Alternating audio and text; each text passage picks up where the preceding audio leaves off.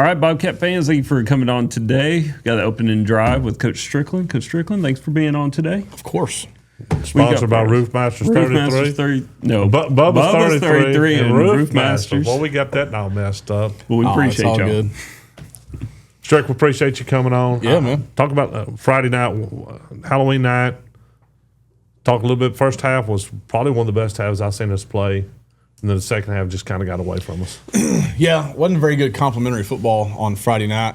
And offensively, we played really well in the first half. I mean, I think that first drive, we got the ball and we held on to it for about 9 minutes. 15 plays, got it down to the 3-yard line. And it's one of those deals as a coach, you're sitting there going, you would love to finish this thing off with 7 points. But when you hold on to the ball for 9 minutes, there's 3 minutes left, and you definitely want to get out of that drive with points. Right. In my mind, and that's kind of what we chose to do. Our field goal kicker's been great all year, so we did. And then they had the ball for about 25 seconds, and then we got the ball back on another long drive, scored a touchdown. They answered with a touchdown. We answered with another touchdown. And, you know, throughout that, we had some long third down conversions that we converted that early in the year we don't convert. We've gotten better at doing that. I thought the offensive line pass pro was really good in the first half. And, man, our receivers and quarterback were on the same page. Our quarterback made quick decisions. He knew the windows he wanted to throw it to. And our receivers, when they got there, not every throw. Most throws were right there on the money. There was a couple throws a little bit behind us, and we made really, really good catches. I know Eli on the dig. I know Dax on a what we call a scissors route. He caught one over the middle, and really those two guys used their body tremendously in doing that. We had Kingston with a long double move pop pass that we kind of worked on this week off of something we've been doing a lot that we didn't have a pop pass off of. And then on the screen to Kingston, he did a great job on our outside screen. So we knew with those guys we had to get one first down. And if we did, we knew that some of their bigger guys up front would be a little bit more tired, and we'd have a chance. And, man, every time we got one first down, we got points. So I say that. In the second half, we had a couple drives. We got a first down. We come with nothing. But anyway, long story short, and, you know, defense, those guys are tough. They give you a bunch of different sets and alignment. You got to be lined up correctly. And, you know, we had 2 alignment busts, which has not happened all year. And then it's just about setting the edge. And we've done a great job of setting the edge all year. We had a couple of times where we did another night, and it cost us. So when you have a running back or a quarterback, I might as well call him a running back, carries the ball 27 times a game, he'll make you pay for that. Yeah, he's the best running quarterback we've seen all year long. Oh, no doubt. And they had that. I don't know, not student body right, but they run that guy in motion, and they would just seal the whole edge out there and just and pushed us. And that guy was good, and he's hard to bring down. I mean, what he's 5'8", 5'9". Yeah, ball and strong. Quick. Yeah, and the thing with that is, when you play a team like that, if you're going to be gap sound, you have to use your safety. You have to use your safeties. Your safeties have to fit.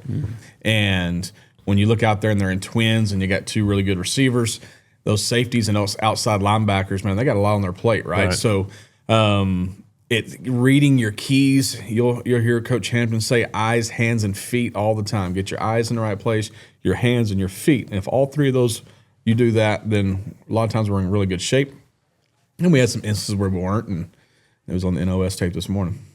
So, positive notes. We cut back on our penalties. That's because on the last 2 games before this, I was upset with the amount of false starts we had. Yeah, and the penalties that I know you're going to get blocking the backs. I get that. Those kind of placements, those happen. Yeah, but the false starts and the holding call. And sometimes you have to hold to save your quarterback. It is what it is. But most of the time that's a call. But Friday night we cut back on those. Yeah, the pre-snap penalties. I can live with the hold. I can even live with the occasional. Hey, these offensive linemen's blocking past the whistle and got a little. You know, I can live with a little bit of that. the pre-snap penalties where they didn't earn anything, and all they had to do was line up, and we didn't make them earn it. Those are the things that, and we were a lot better at those, and we worked that in practice all week. A little bit of that. White House was coming out of the bye week, which we talked about last week, but those are the things we did cut back on. I will say this about our offense: in the 5 games in district play, we've had 2 turnovers. One against Texas High, one on a trick play versus Nacogdoches. In the first half, we have not turned the ball over since the first half of Nacogdoches, and our guys have done a good job of that aspect of it, and it's helped us. We got into a game that really didn't fit us the other night, where we had to drop back and throw it when they knew we had to throw it, and we're a lot better when they don't, when they're guessing what we're going, run, pass option, things like that. So, it's one of those deals where, we'll learn and we grow from it, and we already have this week and practice today already. So we're looking forward to Friday night for sure. Well, the best part, you said it just right a while ago, your quarterback you go up your playbook with him. Yeah. He knows where he's supposed to go with it. He doesn't look like a sophomore anymore. He looks like a guy that's been back there for a while, and he's making the passes that you want him to make. There's sometimes he steps up in the pocket. The other night he hits Dax across the middle on the deep pass on 3rd down, and you think that's good stuff right there. It's great stuff, and he's opened up parts of the playbook that were not open early, and he's done that because today we're sitting there doing our new install. Every now, we're going to add a few wrinkles every now and then. He's sitting there, and I can't get done with the board. I go, all right, what's my progression? What's this? What's this? What's this? I mean, he's a guy that's asking all the right questions. He wants to know because he knows right now as a sophomore, his arm's going to get a lot stronger. That's right. And when it does, he's going to be even better. But right now, he knows his strengths, and his strengths is making a quick decision and getting the ball out and throwing the ball into windows. And he's done a tremendous job of that. Well, that and also your offensive line, they're starting to pick up where they're supposed to be. They're getting the pressure off of him a little bit, and they're creating some holes on whenever you're running the ball. Your 2 running backs, your 2-headed monster back there, done a great job of doing what they're supposed to do. Yeah, and I think last week we were really good at both, and we had 13 points and 400 yards, which is wild. We had more points and 150 less yards this game. It's just one of those deals where we were more efficient in the red zone. When we got to the red zone, we got points. Right. Every time we got to the red zone, we got points. Against White House, we're getting the ball across 50. Like you said, those pre-snap penalties.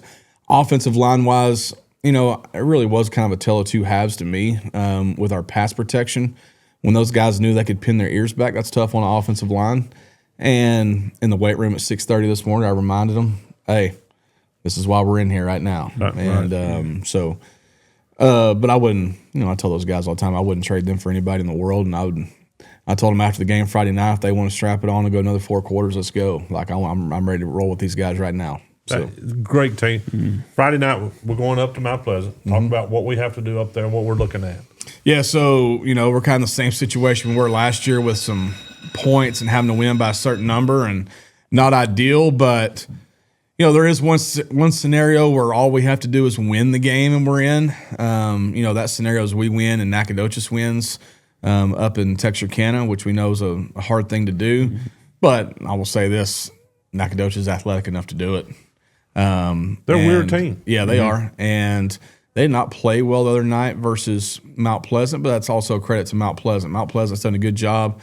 Mount Pleasant started the year off 0-4, and the 4 teams they played were 20-0 going into district. Oh, wow. Yeah, combined. I mean, they played. It looked bad. They played Sulphur Springs, Terrell, who's 9-0 in that district, who's scoring 70 points a game. They played Lindell and Crandall, and the two common opponents like we did. And they get to district play, and they had the ball inside the 10 twice against Texas High to win the game. 2 different drives to win the game inside the 10 and didn't get a point. But they had a chance to win at Texas High this year. The Marshall game for them was 7-3. The only score was a Marshall strip sack fumble.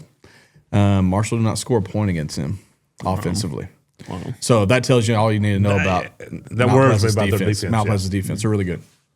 Now we have to win by 9. Is to guarantee us in the playoffs, we have to win by 9. If that happens, we're going up there knowing that if we do that, we're the 3 seed. If we don't, we're out. So there's not really a 4 seed involved unless it's the Coach, Nacogdoches. I'm not mad about that because that the guys know what they got to do. Yeah, no, exactly. Win by this, and you're in. No doubt. And Very tangible. You can do that because last year we brought them here. We had to win by more than that. I had to win by 10 last year and beat the ugly off of them.